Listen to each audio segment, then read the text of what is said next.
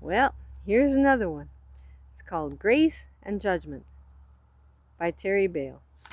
That's me. A couple of months ago, I was using scissors to cut a scratchy tag off of something. Off of a sweater, I think. So, I was using scissors, and as I focused intently on the exact intersecting place where the two sharp blades come together and cut between the good thing I wanted to preserve and the bad thing I wanted to cut off, suddenly the Lord said, "That's what it's like." "What?" I asked. Then he showed me that there is a lot to grace and a lot to judgment. Each is long and straight and sharp and precise. But applied to a life, it's only the intersecting place that does the work. If I had taken the scissors apart and tried to use them like two knives to poke the grace blade into the sweater and the judgment blade into the tag, it wouldn't work. It simply wouldn't work. But the effort would, if insistently pressed and plied, would cause damage. Both knives have to be there, sharp, intact, and clean. But they must only be used in proper fixed pivotal alignment with each other, and only to the extent needed to get the job done. That's all I wrote on that subject. But then I went on to a similar subject, and right now I'm going to show you what it's like behind me. It's just so pretty. It's autumn and all, you know? There it goes down the road. It's just so beautiful. Pretty clouded over today. I should get out of the way. And over there, clear down the road. So I'm just standing out here on the edge of the field. But maybe I can put these colorful ones behind me. There we go. Maybe I could just let you look at those.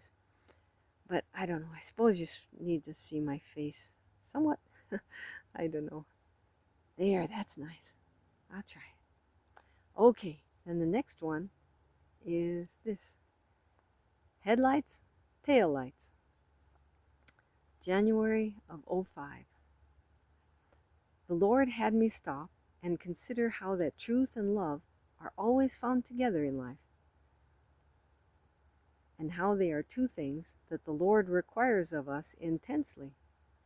Yet, in our frailty as humans, we have a hard time covering both bases. We find it hard to be loving and yet tell the truth. And likewise, we find it hard to tell the truth and yet be loving. Jesus did both perfectly. But we will generally camp on one and stretch to reach the other side, being most always loving and somewhat dishonest, like when we greatly compliment something we only half admire, or most often honest, but somewhat unkind. Honest with criticism, but forgetting diplomacy and the reasons for it. As I talked with the Lord about it, He made one thing clear. Love and truth are one in life, as works and faith are one in life. That does not mean that love is the same as truth, nor that faith is the same as works, but they are found together, inseparable, in life. So, why, I wondered, don't we have a concept called love truth or works faith? We do have a concept of true love, and we know that faith without works is dead. That's a quote from the Bible, in James, I believe. And there is also a concept of dead works,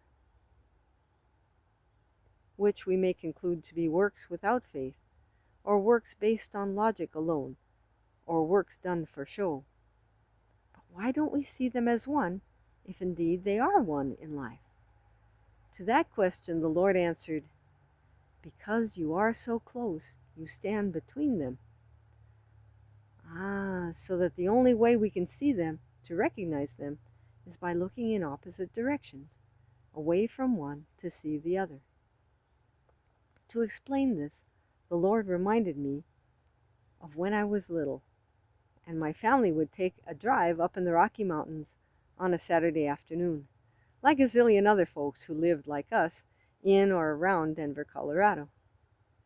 Then at night, as we'd head for home, the mountain roads and highways all funneled the cars into the few main arteries back into town.